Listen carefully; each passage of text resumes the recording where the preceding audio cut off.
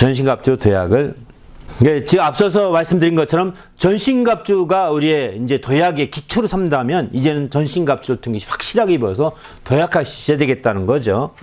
하나님의 전신갑주를 취하는 것은 영적 싸움을 통해서 다가올 미래를 대비하고 준비하는 지혜로운 전략인데 도약하기 위해서 전신갑주는 어떻게 구성되어 있을까요? 그랬거든요. 바로 이제 14절부터 17절 말씀 한번 읽어보시고 나누겠습니다. 시작. 그런즉 서서 진리로 너희의 허리띠를 띠고 의의 호신경을 붙이고 평안의 복음에 준비한 것으로 신을 신고 모든 것 위에 믿음의 방패를 가지고 이로써 능히 악한 자의 모든 불화살을 소멸하고 구원의 투구 곧 성령의 검 말씀을 가지라. 아멘. 여기 보면 이제 잘 나와 있죠. 전신갑주는 보통 6가지로 구성되죠. 여기는 전신갑주의 기본적인 요소는 뭐 진리의 허리띠, 또 평안의 복음에 예비한 것으로 신을 신는 평안의 복음의 신 이렇게 표현하죠. 믿음의 방패 이렇게 표현합니다. 의의 호신경, 또 구원의 투구, 성령의 검 이렇게 해서 이제 보통 6가지를 꼽는데요. 그 중에 6가지 중에 5가지가 방어적이라는 겁니다. 공격적인 것은 성령의 검, 이게 공격적인 무기이고 나머지는 다 기초적인 겁니다. 사실은 방어적인 거죠. 진리의 허리띠, 이게 있어야 방어하기 용이합니다. 허리띠를 안 띠면 이게 어려운 거죠. 사실은. 그다음에 의의 호신경, 이게 지금 심장을 보호하는 보호대가 필요하다는 거죠. 왜? 다른 데는 모르지만 심장은 맞으면 그냥 한 번에 즉사하거든요. 다른 데는 맞아도 살 수 있거든요.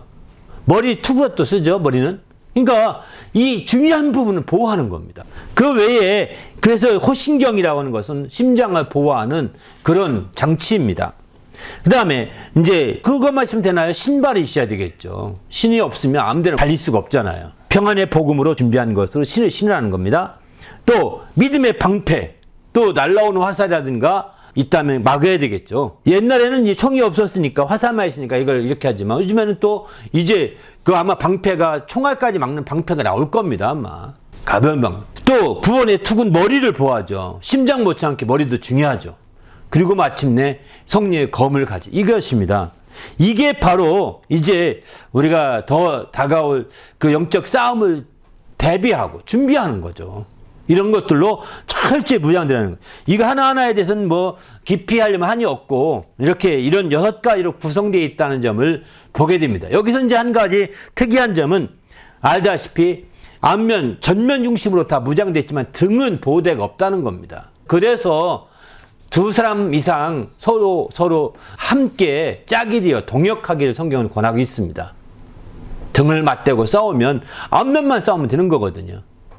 뒷면을 공격하는 건 대책이 없습니다. 혼자 할 때는. 그래서 막 빙빙 돌면서 막 싸우잖아요. 이렇게 사람들이 혼자 싸울 때는. 그런데 둘이 맞대어 싸우면 능히 감당할 수 있는 그런 놀라운 역사도 가능하겠죠. 이런 것처럼 이제 이 전신갑주에 있어서의 어떤 장비 가운데 등을 보호한 장비는 없더라는 겁니다. 이것은 2사람, 3사람이 동역하고 주의 사역할 것을 많이 얘기하고 있는, 전제를 하고 있다는 것을 보여줍니다. 우리 모두도 이렇게 동역을 통해서 2사람이 합력하여서 이렇게 전신갑주를 우리가 무장해서 나간다면 더 많은 큰 역사를 이룰 것입니다. 할렐루야. 우리도 이렇게 해서 한 단계 더 도약할 수 있는 계기가 되시길 바랍니다. 2번째 보게 되면 하나님의 전신갑주는 방어의 중심을 두고 있는데 이에 전신갑주로 도약하려면 먼저 어떻게 하는 것이 바람직할까요? 한번 6장 18절 말씀 보십시다. 시작. 모든 기도와 간구를 하되 항상 성령 안에서 기도하고 이를 위하여 깨어 구하기를 항상 힘쓰며 여러 성도를 위하여 구하라. 이제 방어가 필요한데 방어 중심으로 되어 있는데 이런 방어를 위해서 꼭 필요한 것이 기도라는 거예요. 이런 방어 장치를 더 확실하게 해서 기도가 필요하다는 것이죠. 방어 중심적인 면에도 불구하고 더 기도와 간구가 있을 때에 전신갑주를 도약하는데 큰 한 단계 더 도전할 수 있는 길이 열리게 되는 거죠. 기도하지 않게 되면 어떻게 될까요? 이제 주님의 도우심을 알지 못해서 그냥 객기부리다 끝날 수가 있는 거거든요. 기도한 자들은 기도를 많이 하면 할수록 기도 응답인지 아닌지를 더 확실히 알게 됩니다. 기도를 하지 않으면 하나님의 도우심인지 내 능력인지 알 길이 없습니다. 내가 잘 싸워서 이겼다고 생각한다고요. 하나님이 지켜주시고 방어해주시고 함께 했다는 걸 잘 몰라요, 사람들은.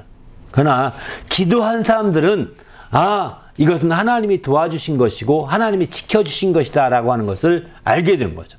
내가 비록 나가서 싸워서 이겼다 하더라도 하나님이 보호해 주셨다, 하나님이 지켜주셨다, 하나님이 함께해 주셨다라고 하는 것을 알게 되는 거죠.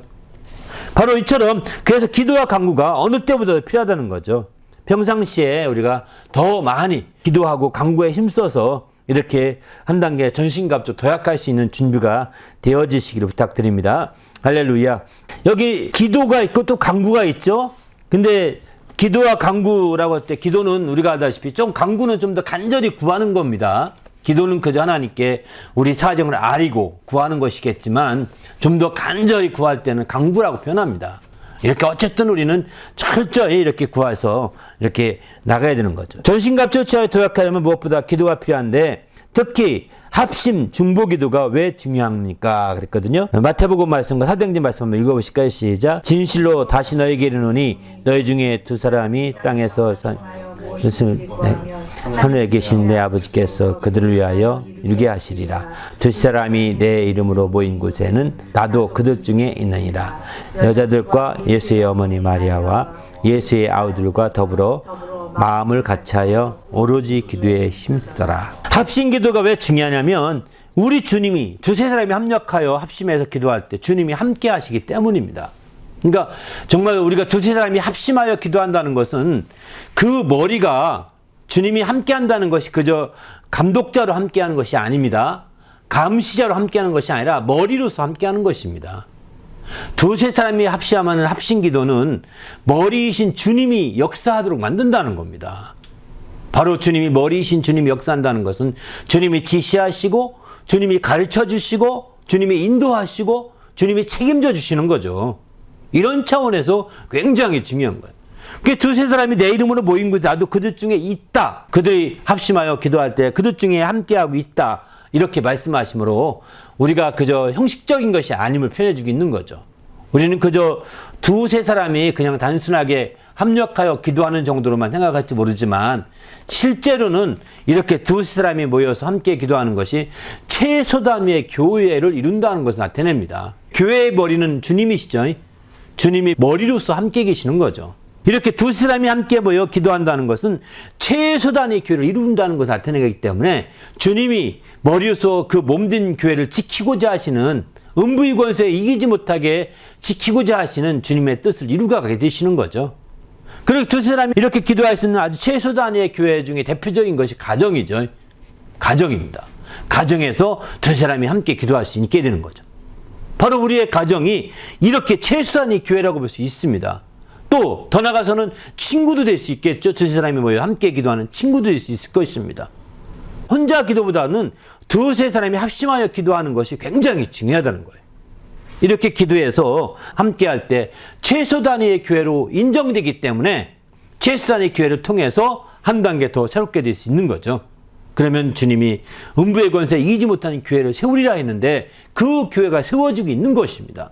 그래서 우리가 적극적으로 이제 이런 작은 그룹, 소그룹, 이런 그룹도 혼자보다는 두세 사람이 이렇게 될 때 교회에서 공적인 역사가 나타나기 시작하는 거예요.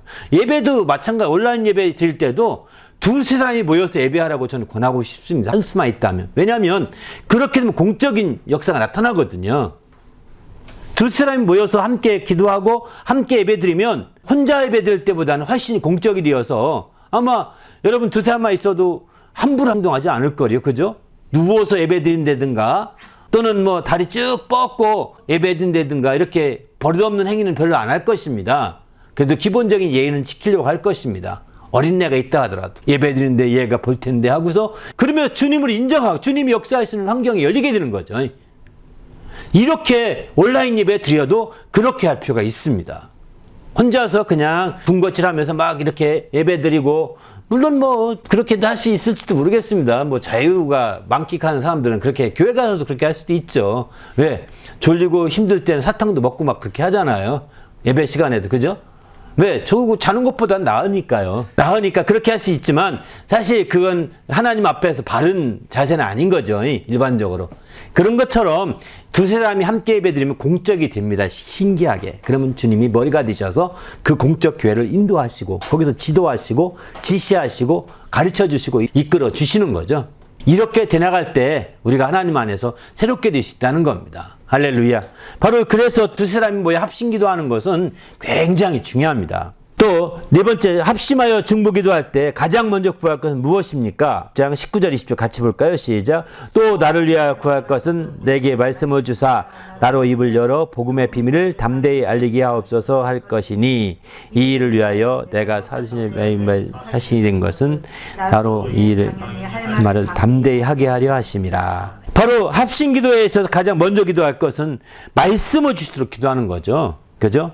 나를 위하여 말씀을 주사 복음의 비밀을 담대히 알리게 하도록 이렇게 기도하는 거죠. 그러니까 우리가 두세 사람 모여 기도할 때 하나님 말씀을 주셔서 그 복음의 비밀을 담대히 알리게 하는 기도가 사실은 교회의 기본적인 사명임을 말씀하고 있는 거죠. 교회는 주님의 복음의 비밀을 전하고자 하는 거거든요. 교회를 통해서 그 복음이 증거되거든요. 그러니까 교회가 이런 역할을, 교회 본연의 일을 감당할 수 있어야 되겠다는 거예요. 본연의 일을 할 수 있도록 우리가 필요한 거죠.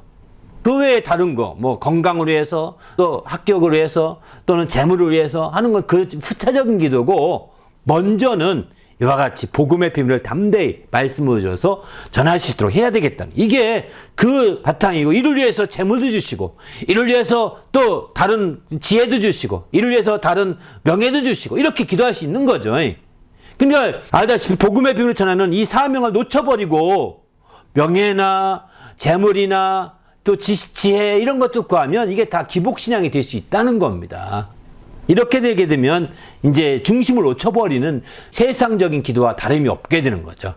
그래서 우리가 그저 맨 부자 되게 해달라고 기도하고 맨 공부 잘하게 해달라고 기도하고 돈 잘 벌게 해달라고 이렇게 기도만 한다면 한계가 있는 거죠. 그것이 왜 그렇게 해야 되느냐? 복음의 비밀을 전하기 위해서 지혜도 주시고, 복음의 비밀을 전하기 위해서 공부도 잘하게 해주시고, 복음의 비밀을 증거하기 위해서 재물도 주시고, 복음의 비밀을 증거하기 위해서 또 하나님께서 잘 되게 해달라고 기도하고 부자도 되게 해달라고 기도하는 거죠. 이렇게 기도할 때 이게 바른 중심을 잡을 수 있다는 겁니다. 아마 그래서 이런 전신갑주를 통해서 도약하기 위해서는 기도하되 합심기도의 우선적인 목표는 복음의 말씀을 주사 이렇게 복음의 비밀을 전할 수 있도록 먼저 기도해야 되겠다는 거예요. 여러분이 두 사람이 모여서 함께 기도할 때 먼저 이것부터 기도하십시오. 하나님, 우리가 복음의 사명을 다하게 해달라고. 복음을 증거할 수 있는 사명, 전도자의 사명을 다 할 수 있도록 먼저 기도를 우선하시고 이어서 다른 것들, 필요한 것들을 하면 좋을 것 같습니다. 이렇게 나가면 중심을 바로잡혀서 그것을 위해서 이게 필요하고 그것에 이게 필요하고 이렇게 될 수가 있잖아요. 그러나 이게 앞뒤 순서가 바뀌어버리면 기복신앙으로 흘러갈 가능성이 있다는 거예요. 오늘날 많은 이제 사람들이 교회를 향해서 기복적이다라고 이렇게 지적하는 이유가 바로 이런 부분이거든요. 우리도 전신갑주를 입었지만 전신갑주를 입고 우리가 돈 벌려고 하는 건 아니잖아요. 전신갑주를 입고 공부 잘하는 건 아니잖아요. 그죠? 전신갑주를 입고 영적 싸움을 나가서 복음을 증거해서 영적 싸움을 싸우고자 하는 거거든요. 그러니까 이 전신갑주에 합당한 기도라고 보는 거죠, 이게요. 우리도 이렇게 준비해서 합당한 주의 성도가 되시기를 예수의 이름으로 부탁드립니다. 할렐루야.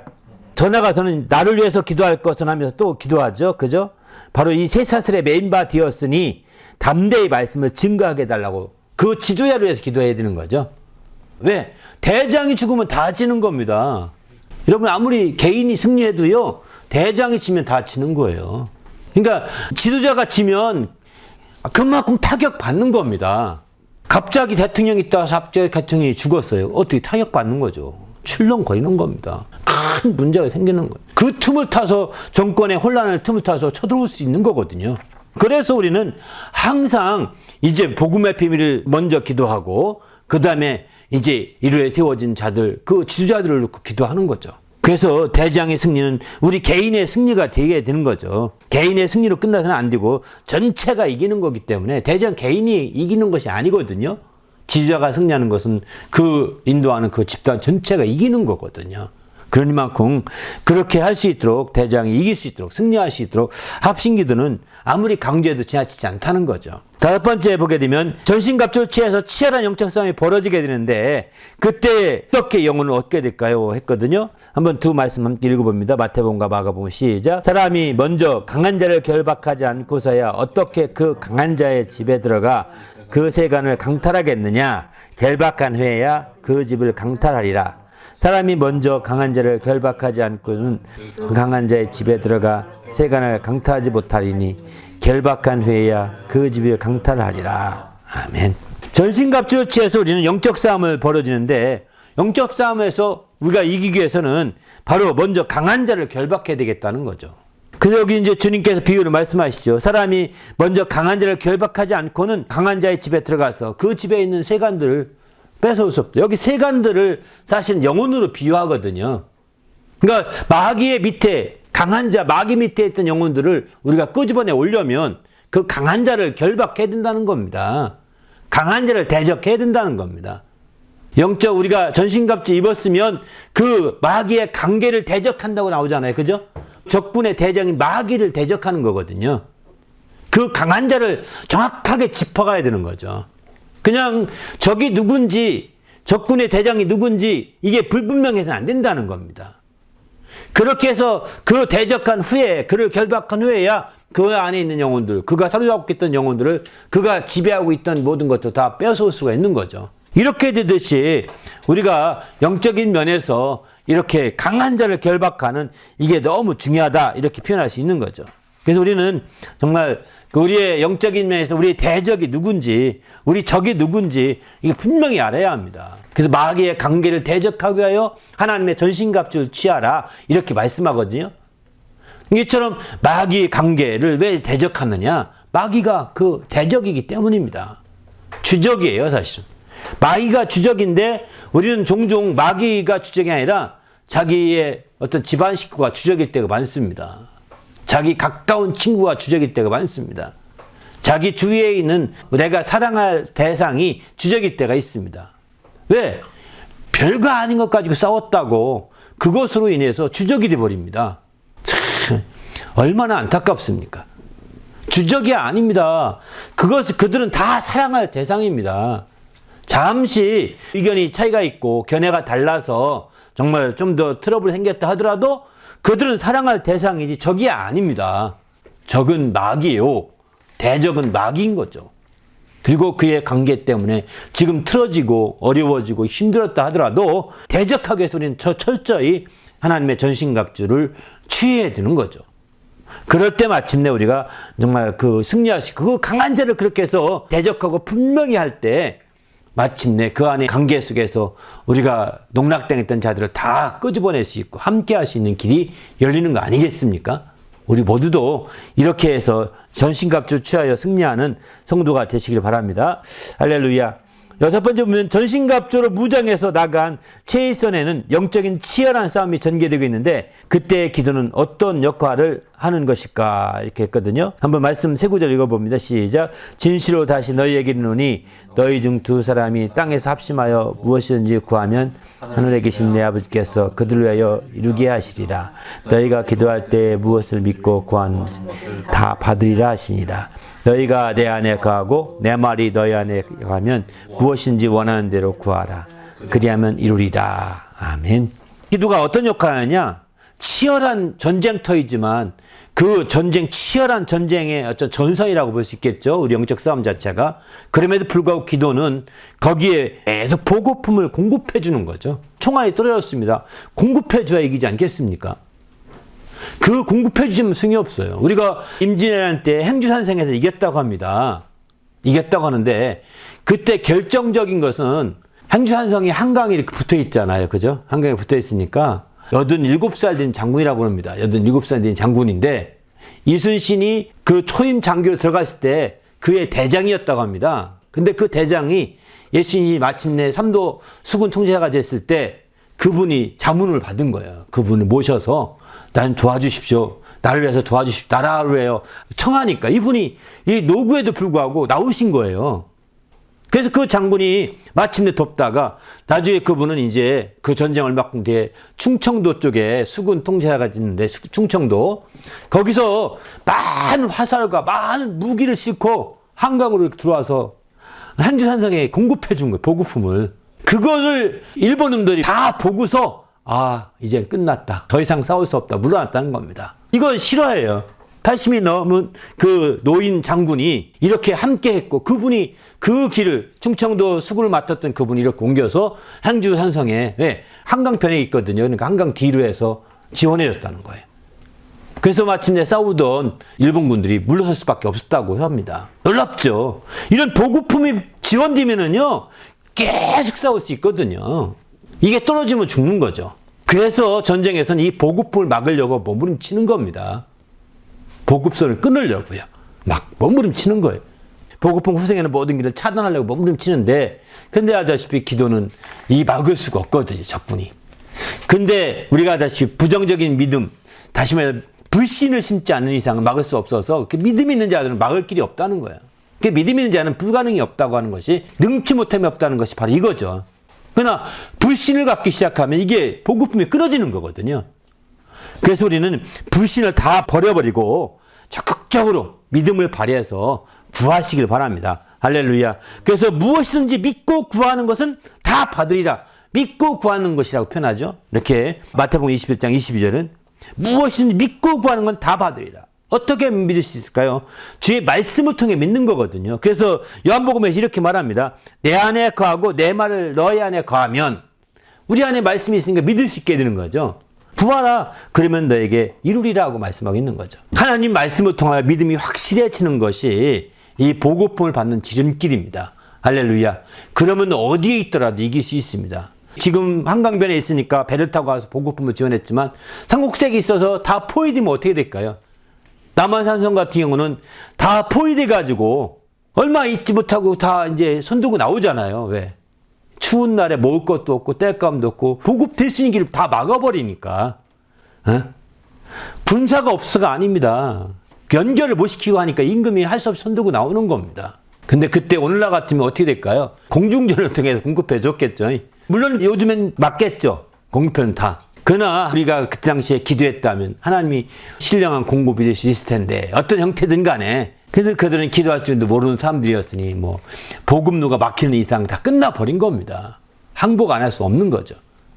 우리는 이제 주님 안에서 철저히 기도를 하고는 보급로를 확보하시길 바랍니다. 할렐루야. 기도 안 하면 보급로가 끊어진 겁니다. 적군에 의해서. 기도 안 하고 잘 된다고 여러분 기뻐하지 마십시오. 당신의 복음도 없이 혼자 독불장군으로 당신 싸우고 있는 겁니다. 어느 순간에 당신 꼬꾸라지기 쉬운 거죠. 복음루가 확보되고 주님의 도움받아 우리가 이길 때 그게 확실한 승리고 또 지속적인 승리를 우리가 누릴 수 있게 되는 거죠. 그렇지 않으면 하나의 형식적인 것에 불과한 겁니다. 여기 이제 그 비유를 한가에 써놨는데요. 이런 얘기도 합니다. 울산에 가면 일본 사람들이 쌓은 외성이 있다고 합니다. 근데 일본 외성은 알다시피 적들이 공격해 올 때 굉장히 싸움에 적합하게 만들었습니다. 그래서 도무지 못했는데 그 외성이 끝까지 버텼던 것은 보급로가 다 막았답니다. 이렇게 다 막았는데 한국 사람 철수하는 바람에 살아났다고 하더라고요. 그때 일본 그 일산 외성 안에서는 뭐 엄청난 일이 있었나 봐요. 그래서 막 그냥 물도 말라가고 먹을 것도 떨어지고 조금 더 한국 사람이 버텼어야 되는데 갑자기 처지는 바람에 어떻게 대책 없어서 다 물러났다고 합니다. 그 기세에 그들은 다 살아나게 된 거죠. 그 뒤에 이제 일본 사람들이 후퇴해서 오사카로 가서 외성을 쌓는데, 오사카 성이죠. 오사카 성을 낳는데 그때를 대비해서 일본 사람들은 다다미빵이잖아요. 다다미빵을 전부 다 뭐로 했느냐? 먹을 수 있는 거로 다 했답니다. 연줄기라든가 토란죽이라든가 이런 걸로. 그런 걸로 해서 나중에 먹을 게 떨어졌을 때 그거 삶으면 먹을 수 있는 거거든요. 지독하죠. 그렇게 해서 다다미빵을 다 만들어서 나중에 끝까지 버틸 생각을 하는 거지, 이 사람들은. 참 무섭죠. 그렇게 해서 다다미빵을 만들어서 이제 나중에 그렇게 오사카 성을 만들었다는 그 설화가 있습니다. 이게 거의 맞는 얘기 같아요. 설화라고는 얘기했는데, 이렇게 우리가 끝까지 보급로가 확보 안 되면 스스로 할 수밖에 없는 거죠. 그죠? 스스로 다 만들어가야 되는, 이렇게 할 수밖에 없는 거죠. 길이 대책이 없죠. 그래서 우리는 철저하게 이 보급로 확보가 굉장히 중요한데, 우리 크리스찬에게 있어서는 샘팔 필요도 없고요. 크리스찬에게 있어서는 이렇게 할 필요가 있는 것이 아니라 기도가 최상인 거죠. 할렐루야. 기도인 거예요. 아무리 이 기도는 강조해도 지나치지 않다는 거죠. 만약 7번째, 최일선에서 승리하도록 보급품을 기도로 보급해야 하는데, 어떻게 하면 확실하게 할 수 있을까요? 했거든요. 한번 말씀 세 구절 봅니다. 시작. 모든 기도와 간구를 하되 항상 성령에서 기도하고 이를 위하여 깨어 구하기를 항상 힘쓰며 여러 성도를 위하여 구하라. 보혜사 곧 아버지께서 내 이름으로 보내실 성령 그가 너희에게 모든 것을 가르치고 내가 너희에게 말한 모든 것을 생각나게 하리라. 내 이름으로 무엇인지 구하라. 내가 행하리라. 지금까지는 너희가 내 이름으로 아무것도 하지 아니했으나 구하라 그리하면 받으리니 내 기쁨이 충만하리라. 아멘. 기도 간구하는데 어떻게 하면 확실하냐? 성령 안에서 기도하게 하니 성령으로 항상 성령 안에서 기도하고 이를 위하여 깨어 구하기를 더욱 힘쓰며 이렇게 말하겠죠. 더 나가서 이제 요한복음 16장 24절 보게 되면 내 이름으로 기도하라 이렇게 표현하죠. 성령으로 기도하고 성령 안에서 기도하는 것이 바로 예수 이름으로 기도하는 것 똑같은 겁니다. 왜냐하면 그 성령은 예수님의 이름으로 오신 분이시기 때문이죠. 내 이름으로 보내신 성령이라고 하잖아요. 그러니까 우리가 예수 이름으로 기도하는 것 이거 정말 성령으로 안에서 기도하는 것과 같은 내용으로 볼 수 있어요. 물론 뭐 디테일하게 설명하면 좀 다르게 되지만 전체적으로 보게 되면 같은 차원에서 우리가 볼 수 있다는 거죠. 그런 차원에서 항상 성령이 역사하신 가운데 성령이 인도하신 가운데서 정말 깨워서 기도해야 된다. 난 성령이 역사하니까 됐어 괜찮아 이게 아니라는 거죠. 성령 안에서 기도해야 된다. 성령이 나를 인도하고 성령이 나를 주관해서 막 드라이브 해간다 하더라도 기도해야 됩니다. 성령께 다 맡기고 성령이여 하고 싶은데 하시옵소서 아멘 하고 선두기 있는 게 아니라는 거죠. 그거는 아닙니다. 성령 안에서 기도해야 된다는 겁니다. 어떻게? 주의 이름을 위하여 기도하는 거죠. 주의 이름이 영광되도록 주의 이름이 명예롭게 되도록 기도하는 것이죠. 지금까지는 정말 내 이름을 기도하지 않았다고 주님이 이렇게 말씀하죠. 과거 구약시대 기도는 자기의 공력을 따라 기도하는 것이 일반적입니다. 자기가 애쓰고 수고한 모든 공력을 따라서 기도하는 것이 일반적인데 이제 오늘날 신약시대 와서 우리는 그런 기도를 하지 않죠. 내가 헌신 얼마 했는지 내가 얼마나 새벽 기도했는지 내가 얼마나 철학이 됐는지 이거 내세워질 수가 없습니다. 내가 기도 몇 시간 했는지 내세울 거 없습니다. 예수 이름으로 기도하라고 말하고 있는 거죠. 우리는 주님 안에서 그렇게 될 때 너희 기쁨이 충만하게 될 수 있다고 이렇게 강조하고 있습니다. 우리 모두도 정말 성령이 예수 이름으로 내 이름으로 보내실 성령이라고 이렇게 말씀하신 만큼 성령 안에서 기도하는 것이 예수 이름을 더 영화롭게 하는 기도라는 것입니다. 또 예수 이름으로 기도한다고 한다면 더 성령이 역사하도록 기도해야 되는 것이고요. 이렇게 함께 우리가 바라볼 수 있어야 됩니다. 그렇게 할 때 마침내 더 확실한 복음이 확실해질 수 있는 거죠. 이런 복음이 분명해질 수 있는 겁니다. 우리 모두도 이렇게 주님 안에서 정말 귀한 자녀가 되시고 하나님의 자녀답게 이렇게 성령으로 또 예수 이름으로 기도해서 주님 안에서 승리하는 성도가 되시기 바랍니다. 그래서 마침내 하나님의 뜻을 이루고 하나님의 영광을 드리는 귀한 성도가 될 수 있게 달라고 오늘 말씀을 생각하며 간절히 합심해서 기도하겠습니다.